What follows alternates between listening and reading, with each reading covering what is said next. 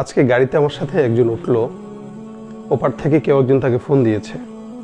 সে সরাসরি তার সাথে রীতিমতো মিথ্যা কথা বলেই যাচ্ছে।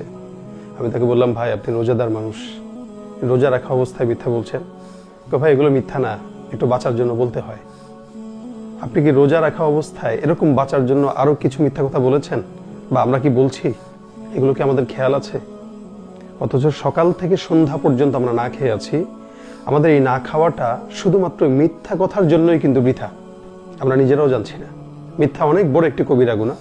আসুন, এমনি তো আমরা মিথ্যা বলবোই না, রোজা অবস্থাতে এটা থেকে আরো নিজেদেরকে বেশি হেফাজতে রাখবো, যাতে রমজানে রোজা রাখা অবস্থায় একটি মিথ্যা কথাও আমার জবান থেকে বের না হয়।